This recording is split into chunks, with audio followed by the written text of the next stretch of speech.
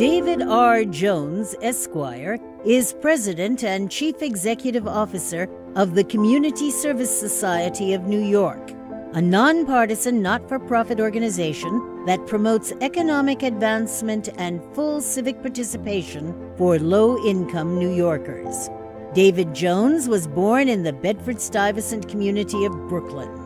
He is the son of the late State Assembly member and Judge Thomas R. Jones. While receiving his Bachelor of Arts degree from Wesleyan University, Mr. Jones interned for Senator Robert F. Kennedy in Washington, D.C. Mr. Jones was a recipient of the Thomas J. Watson Fellowship and received a Juris Doctor degree from the Yale Law School in 1974. Mr. Jones is a member of the New York State and federal bars. Prior to his public service career, he specialized in corporate antitrust cases and contract litigation at the law firm of Cravath, Swaine and Moore. From 1979 to 1983, he was special advisor to Mayor Ed Koch, with responsibilities in race relations, urban development, immigration reform, and education. Mr. Jones started his nonprofit career serving as executive director of the New York City Youth Bureau. In 1986, he joined the Community Service Society of New York. As an outspoken advocate for low-income New Yorkers, Mr. Jones is a highly respected city leader on issues of urban poverty and economic advancement.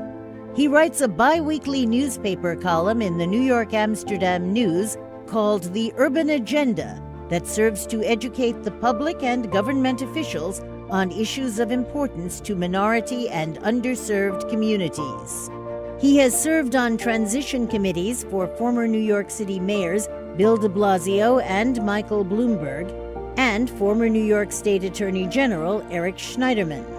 Mr. Jones was on the board of Carver Federal Savings Bank, the largest African-American managed bank in the nation, and on the board of trustees of Wesleyan University, among others.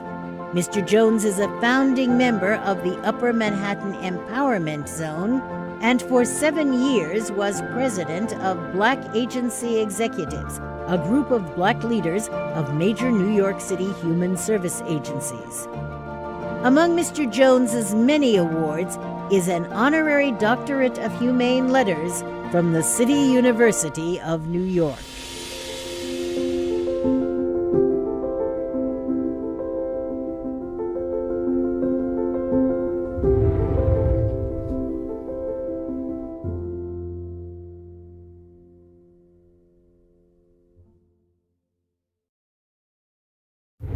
Good evening. I want to sincerely thank the Alumni Association for City College of New York for honoring me with the John H. Finley Award, and I deeply regret not being present in person. I've been in public life, working in government, and for one of the oldest charities in America for over 50 years. Retirement is not yet in the cards for me, particularly in these fraught times in the city and the nation, with much that was fought for by prior generations at risk. And of course, my wife says I drive her crazy when I stay home for even a couple of days. The organization I lead, the Community Service Society of New York, works to bring down socioeconomic barriers that stand in the way of our city being a place where New Yorkers of all economic levels have an opportunity to live in safe and decent housing, access health care that is affordable and equitable, where workers are paid a living wage, and where New Yorkers with criminal histories who have paid their debt to society and served their sentences are not denied the chance to work, provide for their families, and move ahead economically. When I think of City College, I think of Harlem. Both are near and dear to my heart, and that's coming from a guy who grew up in Crown Heights, Brooklyn. City College was established to provide children of immigrants and the poor with access to free higher education at a time when private higher education institutions excluded them. When it admitted its first class in 1849, it was called the Free Academy of the City of New York, attended by only white men. The poor man's Harvard, as it was known. Of course, it would take many, many decades after its founding before City College would evolve into the institution it is today, serving a diversity of students. Just as the civil rights movement of the 1960s was a period of reckoning in our nation, the 1969 student takeover of the City College campus for 2 weeks was a watershed moment in the institution's evolution. It ushered in open admissions and a remaking of the university into one of the most diverse in the city and the nation. At the time of the takeover, African Americans and Latinos made up only 9% of the student body, while they made up 40% of the city's high school graduates. Today, more than 2/3 of City College's undergraduate students are of color. As City College continues its 175-year history of preparing its students to tackle critical challenges facing our communities, cities, and nation, it is doing so behind the strength of innovative academic programs, such as the Charles B. Rangel Infrastructure Workforce Initiative, the STEM Institute, and the recently created Gaming Pathways program that will provide the first public option for those interested in careers in the digital gaming industry.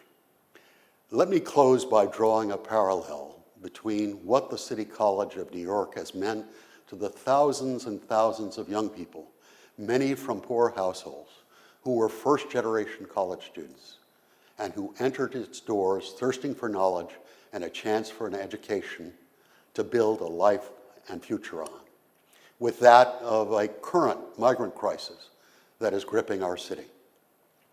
Albert Einstein famously said, "In the midst of every crisis lies great opportunity." The migrant crisis is an opportunity for New York to show the world the values that we have. The Community Service Society was formed in 1939 by the merger of two venerable social service agencies, the New York Association for the Improvement of the Condition of the Poor and the Charity Organization Society.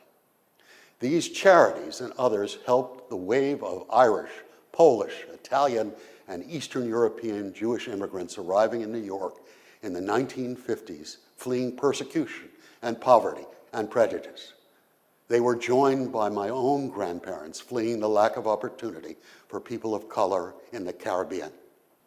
These organizations are not unlike the wide array of not-for-profit organizations today that are stepping up to provide critical services to the 113,000 migrants and their families as they try to get used to life in New York. New York's construction industry, restaurant and food service industries, and home health care sectors need new workers. We can train this population to fill those jobs, and in doing so, allow them to become financially independent and a part of the city's economic recovery. A critical first step for them, their children, and grandchildren in building a better future. New York's immigration history goes back 400 years. Immigrants then and now came to New York for the same reason, a better life, and they are the ones who made New York City great. Thank you.